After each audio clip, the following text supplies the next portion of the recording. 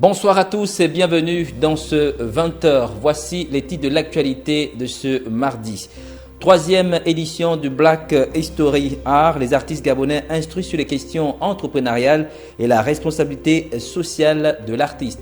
Et puis sport, football, Acho et Ditsoga révèlent le niveau de l'arbitrage gabonais au championnat d'Afrique des Nations. Ils ont été reçus et félicités à la Fédération gabonaise de football. Nous ouvrons cette édition d'information avec cette conférence de presse tenue ce matin au Musée national de Libreville, axée sur les questions entrepreneuriales et la responsabilité sociale de l'artiste. L'initiative de Black History Art devrait permettre aux artistes d'avoir une vision plus étendue de leur profession. Le compte-rendu est de Jessica Ondjoa. Je pars, peu importe la difficulté de la vie, crois en toi, avance, persévère, un jour. Une porte inhabituelle s'ouvrira pour toi. La conférence qui s'est tenue au Musée national de Libreville était entre autres un moment d'échange, de partage d'expériences entre les entrepreneurs et les artistes. L'entrepreneuriat et la responsabilité sociale de l'artiste a constitué un élément central de la rencontre. On veut expliquer aux jeunes et aux générations à venir et à ceux avec qui on partage l'instant présent qu'il est possible d'être artiste et entreprendre. Et aussi faire savoir d'une autre façon que l'artiste a une part de responsabilité dans tout ce qui se fait dans le sens de l'entrepreneuriat et sur le plan social. Donc il faut savoir choisir quelle est l'image que l'on veut donner et quel est le message que l'on veut véhiculer et quelle est, si je peux l'appeler ainsi, l'étoffe qu'on veut revêtir pour affronter les personnes qu'on a en face ou le public qu'on a en face. En cette circonstance, Annie-Fleur Bachedelis, Bunny Claude, Massassa, Charlie Chach, Mitch Moana étaient les panélistes qui ont créé une atmosphère chaleureuse et conviviale. Des espaces comme ça, il nous en faudrait, plus pour critiquer ni pour pointer du doigt. Il est temps maintenant qu'on trouve des solutions dans nos problèmes puisque les problèmes existent. Et j'ai été ravie, mais on doit applaudir jusqu'à avoir mal au doigt à No qui a eu cette vision. No est un esprit. No, c'est pas quelqu'un qui fait avec l'argent, mais il fait avec de l'amour. Et on arrive comme si on suivait le miel parce que ce qu'il propose, c'est ce qui nous manque. De savoir qui nous sommes, de savoir ce qu'on a et surtout d'être nombreux pour le vivre et le dire. Beaucoup d'entre nous, on veut chanter, être célèbre, mais qui nous sommes et quel est notre apport dans le développement du pays et qu'est-ce qu'il faut qu'on fasse parce qu'on en est là. Donc ce rendez-vous, il fallait qu'on se pose des questions et qu'on trouve les débuts de réponse et je pense que c'est bien parti. Black History Art, c'est aussi des paroles d'encouragement pour ces jeunes et les générations futures. La synergie républicaine vient en aide aux jeunes commerçants gabonais exerçant au marché Mamboué. Plus de 100 jeunes ont reçu un chèque de plus de 1 million de francs CFA, un montant qui devait leur permettre de booster leurs activités commerciales. Retrouvons une fois de plus Jessica Ondjoa.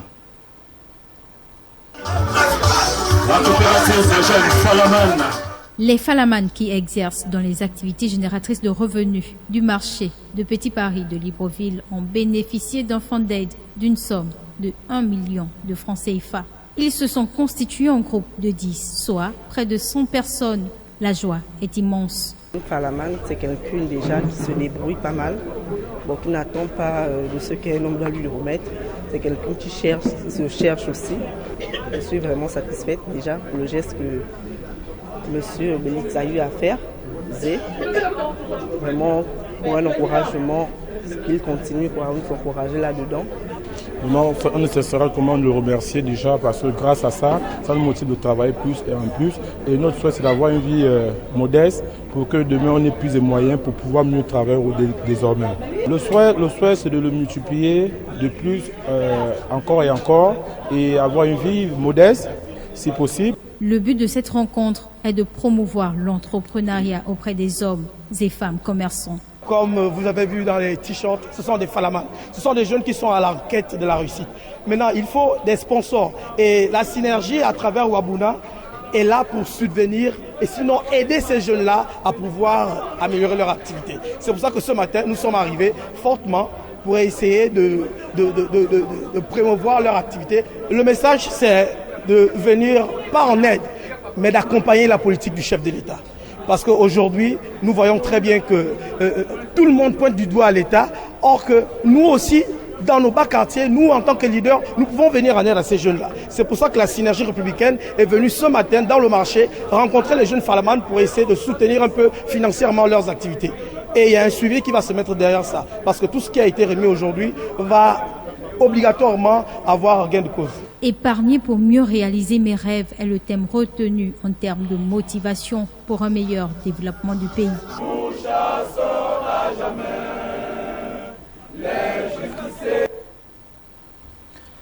Activité syndicale, le syndicat de l'éducation nationale a organisé hier un séminaire de renforcement de capacité à son siège situé au feu rouge de la Pairie. Objectif, édifier ses membres sur le rôle et les missions du syndicaliste. Chimène. Du personnel. Bien outiller les leaders syndicaux du bureau provincial de l'Estuaire et leurs délégués d'établissement afin de mieux exercer leurs fonctions sur le terrain, c'est tout le sens donné à ce séminaire de formation de renforcement de capacité. C'est un nouveau bureau, c'est un bureau qui va être élu. Donc pour commencer leurs activités, il a fallu que le bureau national leur permette d'avoir des compétences, des outils, des préalables nécessaires à l'exercice de leurs fonctions. Il est du devoir d'un syndicat de renforcer les capacités de leurs responsables, de leurs leaders, afin que ceux-ci puissent valablement représenter le syndicat sur le terrain. Les travaux de cette formation ont été repartis en 3 thèmes de groupe de travail. Le premier niveau, c'est leur permettre d'avoir les connaissances par rapport au syndicat. C'est quoi un syndicat? Quelles sont ses missions? Et l'autre thématique est liée à le rôle du militant. C'est quoi un militant? C'est qui un militant? Quels sont ses devoirs et quelles sont ses obligations? Les obligations, les devoirs et puis même les droits. Donc la troisième thématique est liée à la gestion des structures. Fridolin Vemessa, secrétaire général du syndicat de l'éducation nationale Sénat, compte poursuivre cette série de formations à l'intérieur du pays. Plusieurs forces vives de la nation prendront part à la concertation nationale annoncée par le président gabonais Ali Bongo Ondimba lors de son discours à la nation. Concertation nationale qui aura lieu dans quelques jours à Libreville avec pour objectif s'accorder sur les points qui devraient contribuer au processus électoral apaisé en République gabonaise. Parmi ces acteurs, l'organisation Silayo Fouanganga. Nous recevons son président sur ce plateau, François Madembe. Bonsoir. Bonsoir. Alors merci d'avoir répondu à notre invitation. C'est moi qui vous remercie d'avoir pensé à nous, parce que votre invitation me permettra de passer le message de l'organisation Silayo Fouanganga. Alors déjà d'entrée de jeu, parlez-nous déjà de ce qu'on entend par Silayo Fouanganga. Silayo Fouanganga, c'est le nom d'une branche initiatique qui utilise le bois sacré du Gabon, appelé l'iboga. Et cette branche, Silayo Fouanganga, qui est un dérivé du Bwiti, mais qui s'est spécialisé, grâce aux instructions des forces supérieures, dans la variété qu'on appelle Ombwiri. Et la branche Silayo Fouanganga, née au Gabon, a vu ses premiers germes en Guinée équatoriale, mais avec la force et la pression de l'ancien chef d'État de Guinée équatoriale, eh bien, nos frères équato-guinéens qui sont allés avec l'Iboga en Guinée équatoriale, sous une autre forme, sous la forme de la spécialité de la branche qu'on appelait au Kanakombe et au Kanfan plus tard, sont revenus avec une autre forme de l'Ombwiri, qui est la forme connue aujourd'hui sur l'appellation Silayo Fouanganga. Alors, votre organisation existe depuis combien de temps déjà? Notre organisation a tenu son assemblée constitutive le 14 décembre 2019. Et l'organisation a été homologuée en mai 2020 par le ministère de l'intérieur du Gabon. Et aujourd'hui, donc, nous existons déjà depuis un bon moment. Alors, dans quels, justement, différents domaines vous déployez-vous exactement? Dans quel domaine est-ce que vous déployez? L'organisation Silayon Fwanganga, en abrégé SNA, a été créée d'abord avec pour but d'encadrer les maîtres spirituels et les guérisseurs traditionnels, les amener à se discipliner, à vivre notre foi spirituelle et notre pratique de la médecine traditionnelle conformément aux lois et règlements en vigueur dans notre pays, le Gabon. Ensuite, former les jeunes bouddhistes, les jeunes bandits, parce que nous pensons que ceux de notre génération, nous sommes déjà des arbres penchés, comme disait un grand homme politique de ce pays.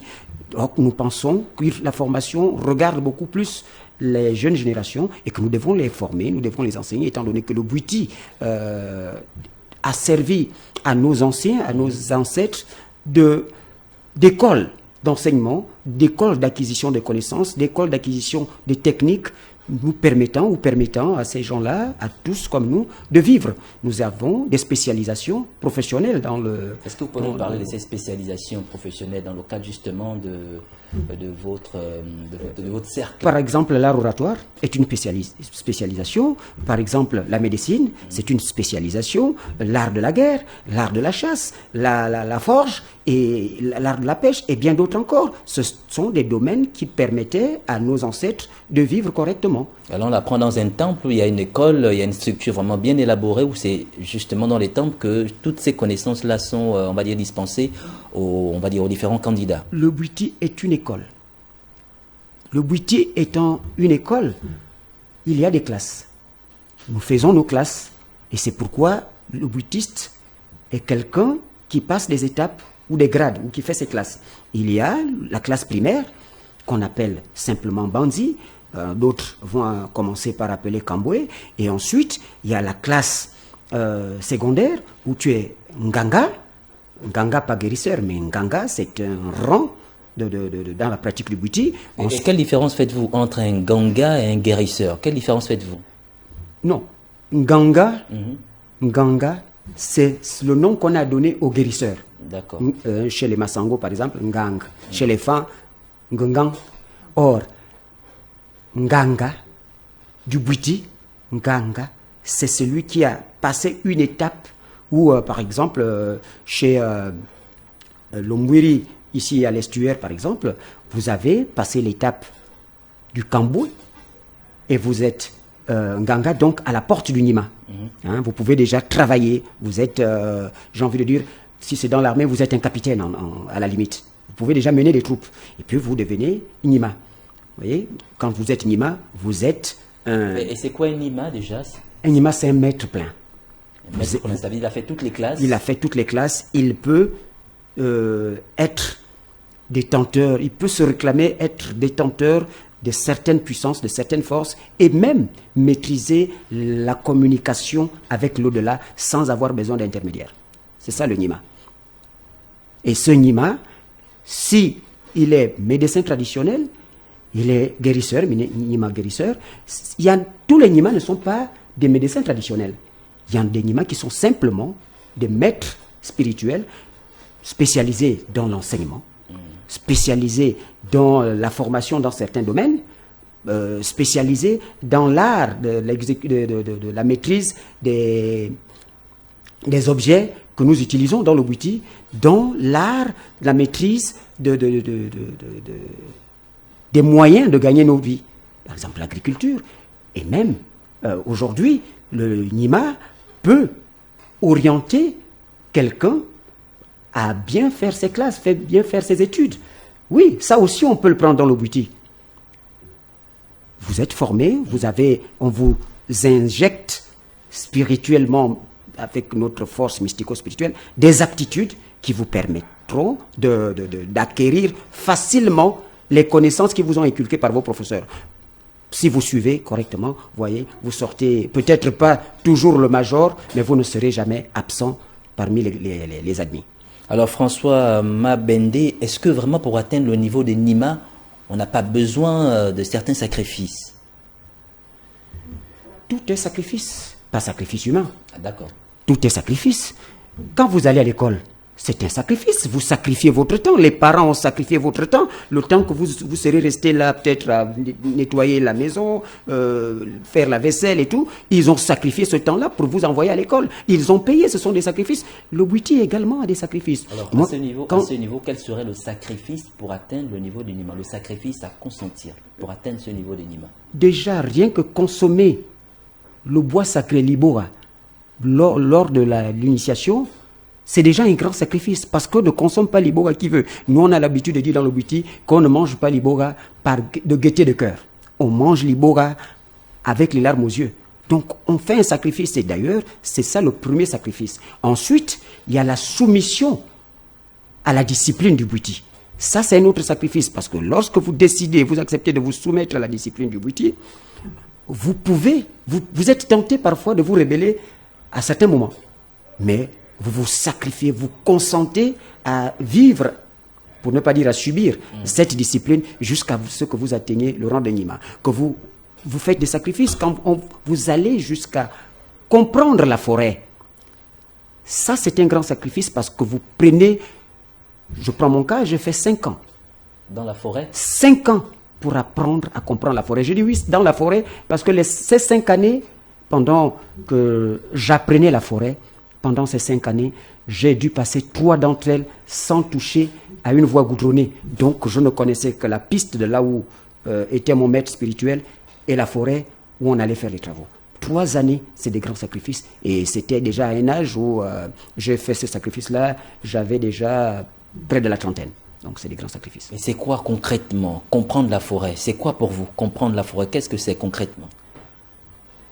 Bien, je ne sais pas si je pourrais être concret, parce que la spiritualité, à un certain niveau, on ne la raconte pas, on la vit. Comprendre la forêt, j'ai envie de dire, c'est lorsque vous avez quelqu'un à traiter, vous pouvez aller dans la forêt sans savoir quel arbre, quelle plante aller prendre. Et quand vous y allez, eh bien, il suffit qu'un arbre, que vous regardiez un arbre, il attire votre attention, il vous communique une énergie. Et vous décidez donc de prendre cet arbre, et quand vous l'utilisez sur votre patient, vous êtes surpris par les résultats. Voilà.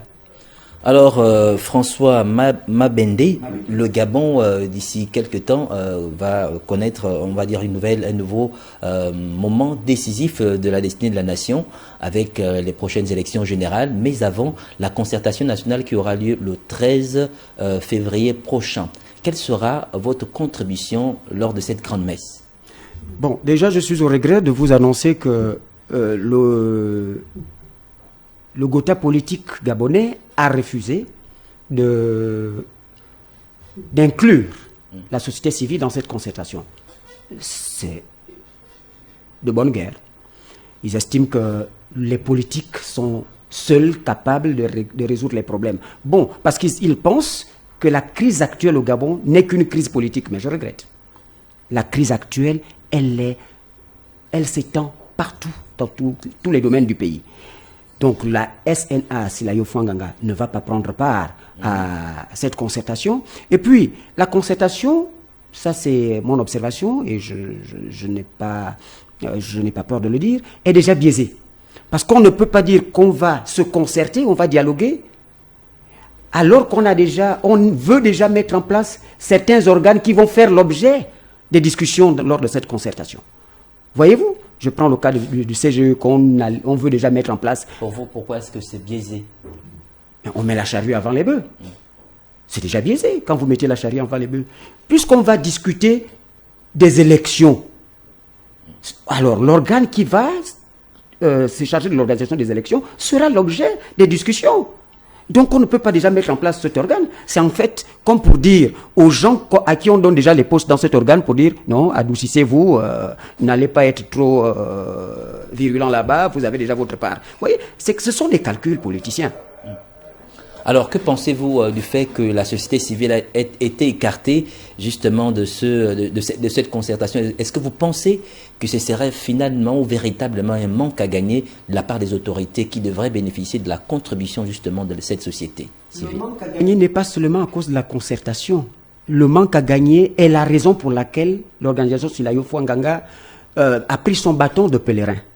Parce que nous pensons à la SNA, Silayo Fouanganga, les bouitistes pensent, les maîtres spirituels du Gabon pensent que on ne peut pas envisager le redressement social, politique, économique du Gabon en laissant en marge les orientations des puissances que vénéraient nos ancêtres.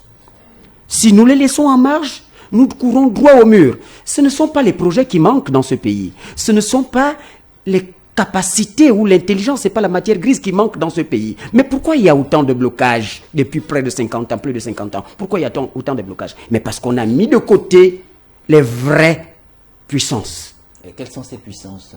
Quelles sont ces puissances? Je vous parle des puissances vénérées par nos ancêtres, notamment les puissances du Bouiti. Et c'est quoi ces puissances? On veut le savoir. Les puissances du Bouiti, c'est quoi? Comment on peut les définir? Est-ce qu'ils n'ont pas d'identité, en fait, je veux dire? Ben, les puissances du Bouiti, elles ont des identités. Voilà. Je vais parler, par exemple, du suprême, Mwanga Benda. Si on ne demande pas son avis pour le Gabon, ben, on se bat contre le vent. Vous avez Nzambe Kana, vous avez Disumba, vous avez Dinzuna, vous avez Mouma, et ainsi de suite. Si vous n'avez pas demandé leurs avis, vous avez Okwinjo, Okumwa Tsenge, et ainsi de suite. Si vous n'avez pas demandé leurs avis pour redresser ce pays, nous tapons dans du vent, nous battons de l'aile en l'air, et on n'aboutira à rien. Ça va être des projets, des promesses qui n'auront pas d'incidence positive sur la vie des Gabonais. Il faut on ait le courage de s'arrêter et de regarder en arrière. Vous voyez, si vous me permettez, je vais prendre un petit exemple. Je vois l'exemple d'un voyageur à qui on aurait donné une carte. Et en regardant la carte, il fonce droit sur une route, il estime qu'il a bien vu son chemin. Et il arrive, prenons le cas de celui qui part de la gare routière jusqu'à Mélène, alors qu'il a envie d'aller à Bikele. Mais il est à Mélène, il fonce tout droit. Et il se trouve qu'il est arrivé en Toum, alors qu'on lui avait dit que Bikele, c'est juste à 15 km du bord de mer de Libreville. Et quand il s'arrête en Toum, il demande, je suis à un carrefour, Bikele c'est où? On lui dit, mais tu as laissé Bikele très loin là-bas, il faut reculer encore d'au moins 25 km. Qu'est-ce qu'il serait sage de faire? De continuer sa route? Ou de retourner 25 km en arrière pour reprendre la voie de Bikele? Que pensez-vous? C'est le cas du Gabon. Nous avons fait fausse route. Nous n'avons pas utilisé la bonne carte. Nous n'avons pas utilisé le bon lecteur de carte. Maintenant, le Bouiti nous dit, utilisons le bon lecteur de carte. Et le bon lecteur de carte, c'est le Bouiti. Et n'ayons pas honte de reculer 25 km en arrière pour retrouver le chemin du Gabon. Et vous, en tant que Bouitiste, vous avez forcément besoin de négociations, sinon de dialoguer avec les politiques pour emmener le Gabon à un certain changement. Est-ce que la partition de ces Bouitistes-là ne serait pas suffisante à elle-même pour permettre à ce que le cours de l'histoire de ce pays change? Nous, on n'a pas envie de négocier avec les hommes politiques. Nous, on pense que le président de la République, dans sa grande sagesse, a le devoir. Nous ne lui ordonnons pas. Mais je dis, dans ses devoirs, parce que dans la Constitution, il est dit que le Gabon respecte toutes ses valeurs et ses puissances immatérielles, entre autres puissances immatérielles, le Bouiti. Pourquoi les autres religions ont des cadres officiels dans lesquels ils peuvent parler, ils ont des tribunes où ils sont consultés? Pourquoi le Bouiti ne peut pas être consulté lorsqu'il y a des situations? Nous voulons que le président, notre bâton de pèlerin que nous avons pris dès maintenant, c'est d'aller partout pour que le président de la République et toutes les institutions de ce pays comprennent qu'on n'ira nulle part. Il faut le dire, je le dis parce que je suis investi du pouvoir de Mission Mizam, du pouvoir du Bouiti. Alors j'ai le courage de le dire. Nous n'irons nulle part, quelle que soit la pertinence des politiques, si nous ne regardons pas 25 km en arrière, c'est-à-dire nous n'utilisons pas le bon lecteur de cartes, le Bouiti. Alors François Mabende, alors 2023 c'est une année, nous l'avons dit, particulière pour le Gabon avec les élections générales. Est-ce que vous percevez déjà, puisque j'estime que vous êtes quand même un Nima, est-ce que vous percevez déjà, on va dire, l'issue des présidentielles de 2023? Est-ce que vous avez une perception en avance du temps. C'est cette perception-là que nous avons qui nous fait nous lever pour prendre notre bâton de pèlerin et dire, nous voyons des choses. Nous ne sommes pas obligés de les dire publiquement parce que certains vont nous prendre pour des prophètes de je ne sais quoi, des prophètes de malheur ou prophètes de... Non, nous ne prophétisons aucun malheur. Mais nous disons que tout est conditionnel et tout est conditionné. Si nous faisons ceci, nous aboutirons à cela. Si nous empruntons tel chemin, nous irons aboutir à telle destination. Pour que nous empruntions le bon chemin, laissons-nous guider et conseiller par les puissances spirituelles vénérées par nos ancêtres, parmi lesquelles l'Obuiti, qui est, j'ai envie de dire, la puissance la plus vénérée ici au Gabon. Alors, François Mabenda, merci justement, ce sera votre mot de fait. Merci d'avoir accepté notre invitation. Et on vous souhaite justement bon soin dans la suite justement de vos activités. Vous restez avec nous pour la suite de cette édition d'information. La société civile gabonaise était ce matin dans les locaux du Conseil supérieur des affaires islamiques. Objectif de la rencontre, emmener le dit conseil à s'impliquer pleinement dans le processus électoral de 2023. Alexandre Mbaondo nous en dit plus.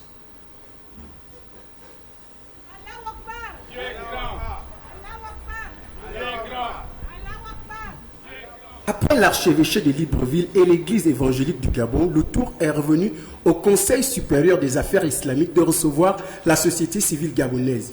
Une tournée qui rentre dans le cadre de la recherche d'une élection apaisée en 2023. Occasion pour la société civile de saluer le discours tenu par le premier responsable de l'islam au Gabon lors de la cérémonie de présentation de vœux au chef de l'État. Aujourd'hui, nous voici au siège du Conseil supérieur islamique. Remercier l'imam Ismaël Osseni Ossa. Nous les remercions pour leur prise de parole lors de la présentation des vœux au président de la République.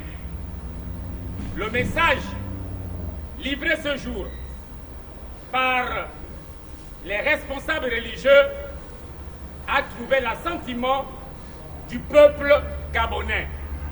Donc nous sommes venus dire au président Osseni, les Velewe, Akiba, Malumbi, Diboti, les Velewe, thank you, merci, merci, merci.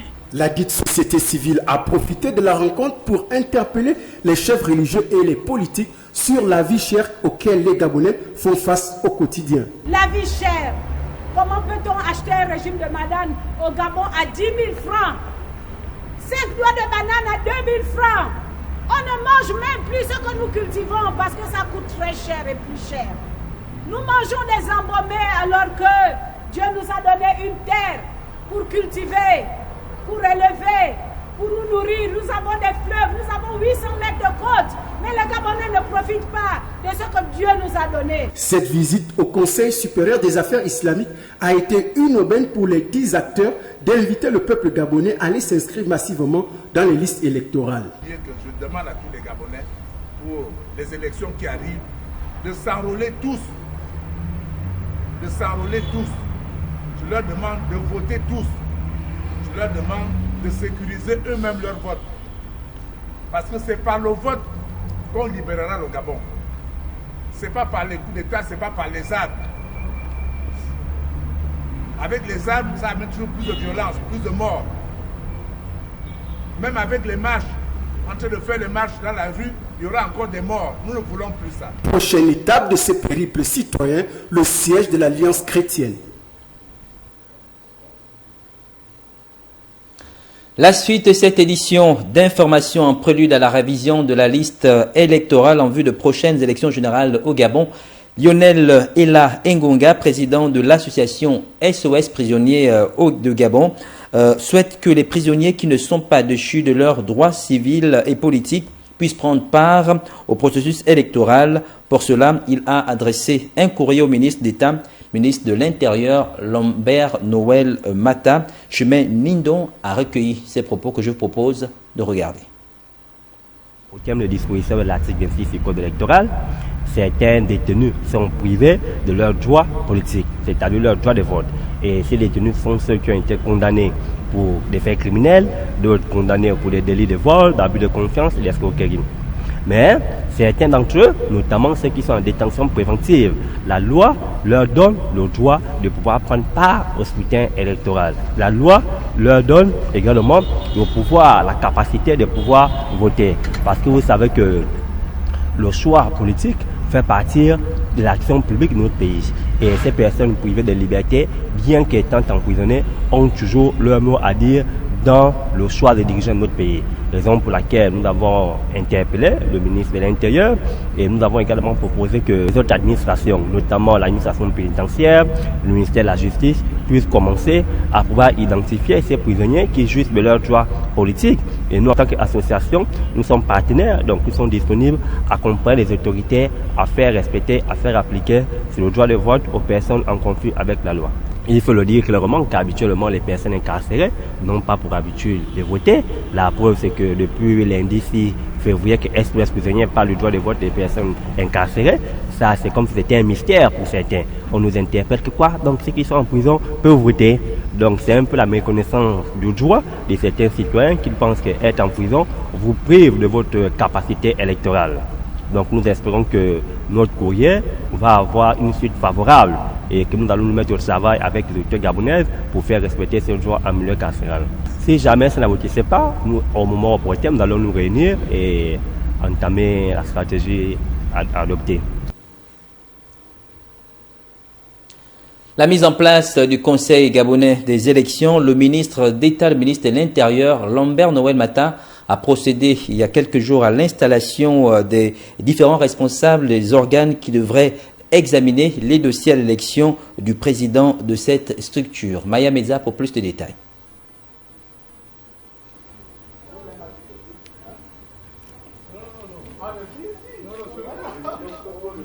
En exécution et en application à la décision de la Cour constitutionnelle prise le 5 janvier dernier, prescrivant au ministre de l'Intérieur Lambert Noël Mata de mettre en place dans un délai de 30 jours le centre des Gabonais des élections.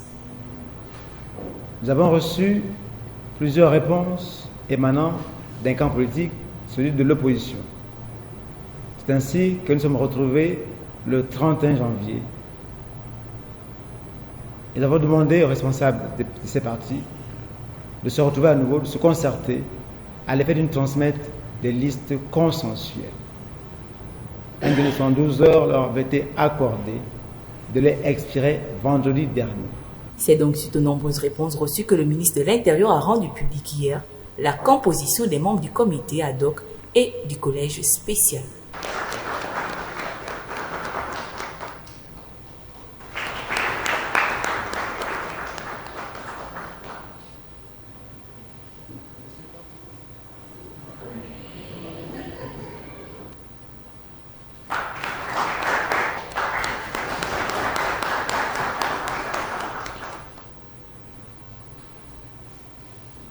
Quant au collège spécial, avec tous ses membres présents, après leur installation, ils ont désigné Madame Honorine Zebitege de la majorité comme présidente et Martin Bunzanga de l'opposition comme secrétaire. Nous sommes ici en application de la décision de la Cour constitutionnelle qui a été rendue il y a quelques jours. Et c'est en fonction des articles 12 de la loi électorale. Ces articles veulent qu'il soit institué un comité ad hoc et un collège spécial pour la CGE. C'est uniquement pour cela que le ministre de l'Intérieur est venu formaliser ces choses sur le plan pratique aujourd'hui. Après examen et audition des potentiels candidats par le comité ad hoc, les dossiers retenus seront transmis au collège spécial qui élira le président du CGE.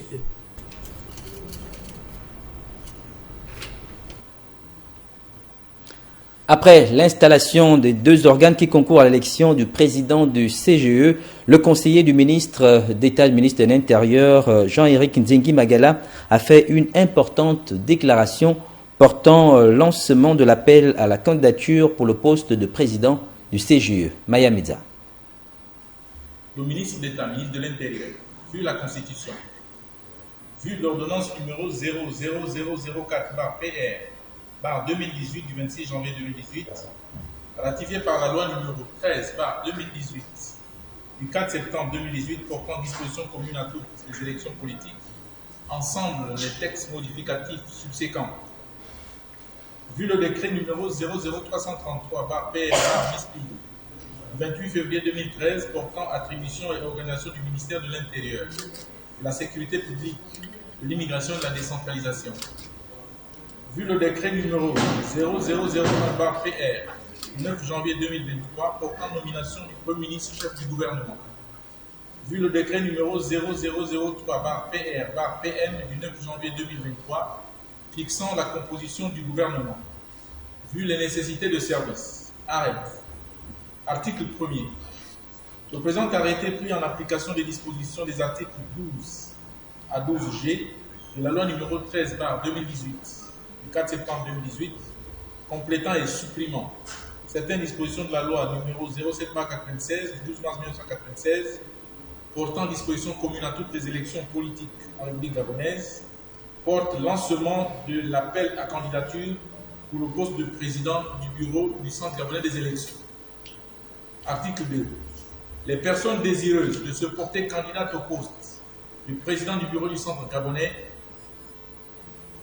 doivent présenter leur candidature à compter du 6 février 2023. Article 3.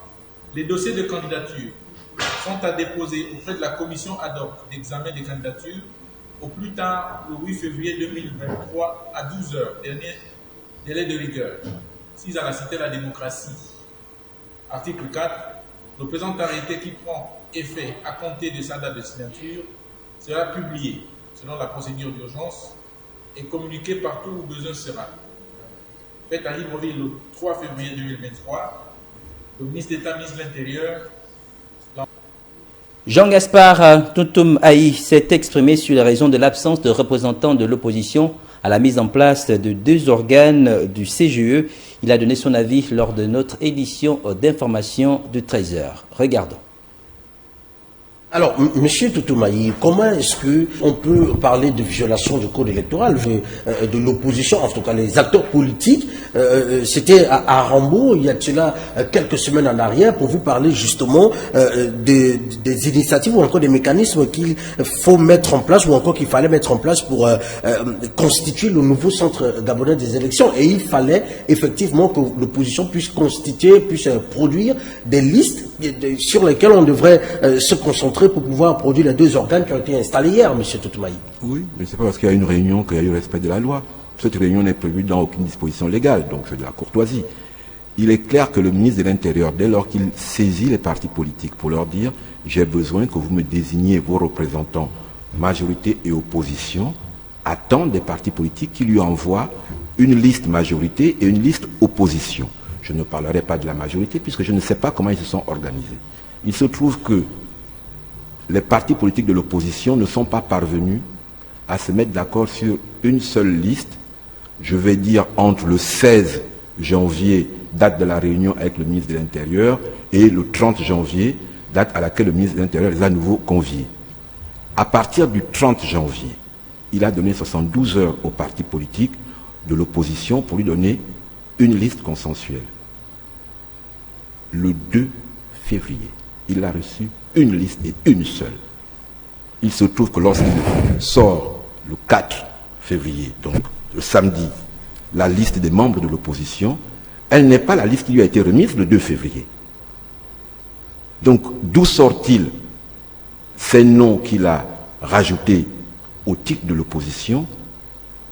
C'est à ce moment-là qu'on dit que le ministre de l'Intérieur a violé la loi, parce que le ministre de l'Intérieur devrait accompagner, s'il veut être conséquent, sa décision, qui d'ailleurs n'existe pas au-delà du communiqué, de la correspondance de l'opposition qui lui transmet la liste des 4 membres de la commission ad hoc et des 5 membres du comité spécial. Il est en incapacité de le produire aujourd'hui. Voilà pourquoi nous disons qu'il a violé le code électoral. Pourquoi?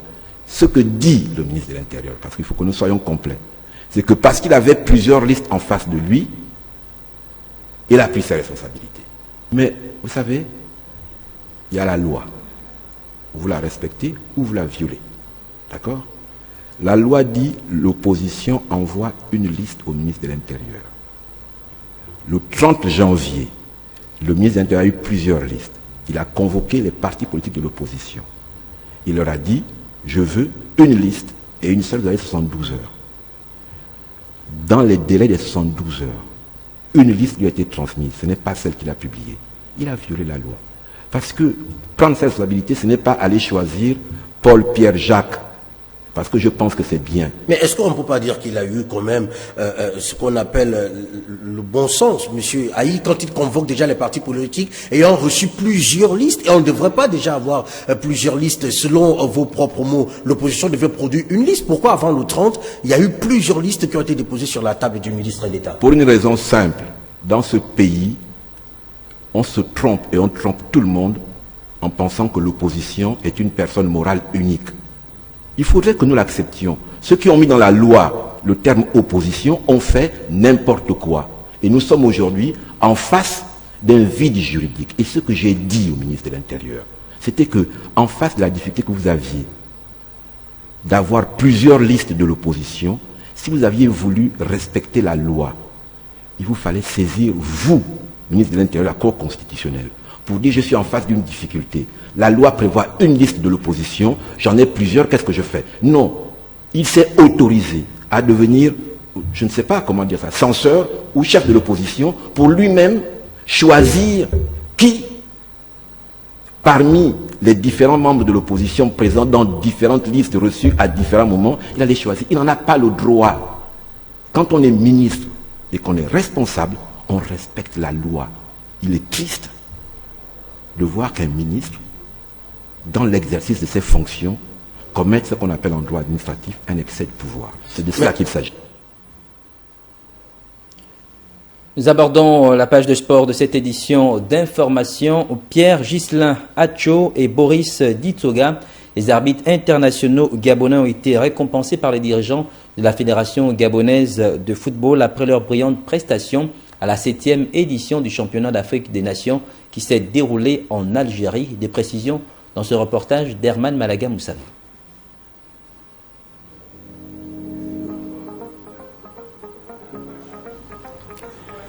Le sifflet gabonais a retenti avec honneur ce samedi 4 février 2023 au stade Nelson Mandela de Bakary, lors de la finale de la 7e édition du championnat d'Afrique des Nations qui a opposé le pays hôte, l'Algérie, au Sénégal. Pour cette rencontre, l'arbitre international gabonais Pierre Ghislain Acho a arbitré avec brio le match en qualité d'arbitre central. Autoritaire, serein, juste dans toutes ses décisions, Pierre Acho a fait la fierté de l'Afrique et du Gabon en particulier en offrant une prestation de haute qualité lors de cette finale. 33 ans après la finale officiée toujours en Alger en 1990, lors de la finale de la CAN, par feu Jean-Fidèle Diramba, l'arbitrage gabonais était au rendez-vous pour une nouvelle performance exceptionnelle. Finale remportée par les Lions de la Teranga au détriment des Fennecs d'Algérie, au terme d'une séance de tir au but 5-4, après un match soldé après prolongation sur le score de 0 but partout. Dans cette aventure algérienne, Pierre Acho était accompagné de son compatriote Boris Ditsoga, avec qui ils ont officié les matchs Algérie-Éthiopie en match de poule et le quart de finale Mozambique-Madagascar. Les arbitres internationaux gabonais ont été accueillis par le corps arbitral du Gabon en triomphe avant d'être accueillis à la Fédération gabonaise de football par le COMEX et la vice-présidente. Un résultat dédié au football gabonais et une très belle performance de bon augure pour la prochaine CAN et le prochain mondial qui pointe à l'horizon.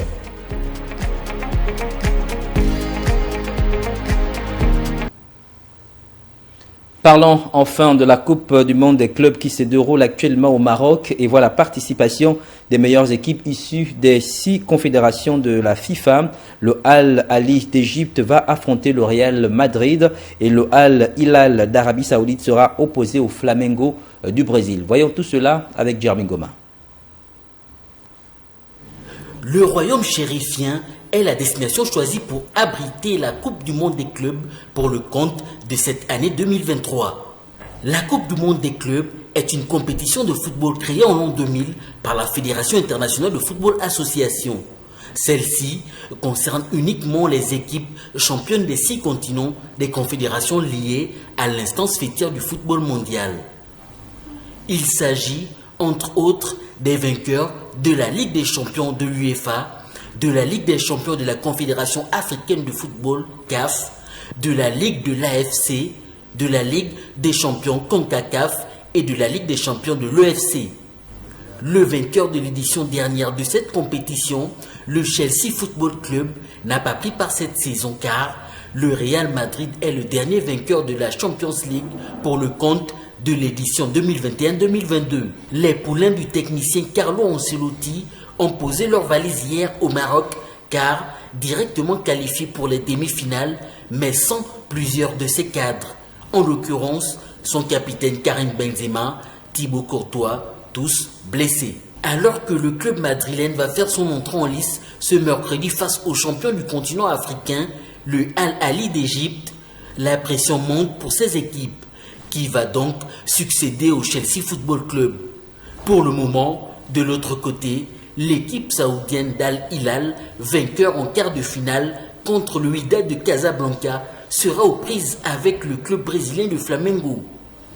Le Real Madrid arrive dans cette compétition pour remporter ce titre qui lui a échappé en 2019 au Qatar. En attendant les résultats de ces matchs, l'on peut déjà leur souhaiter bonne chance et que le meilleur l'emporte. Voilà qui met un terme à cette édition d'information préparée par l'ensemble de la rédaction. Merci de votre aimable attention. Je vous retrouve demain lorsqu'il sera 20h. Bonne suite de programmes sur TV+. Prenez soin de vous. Au revoir.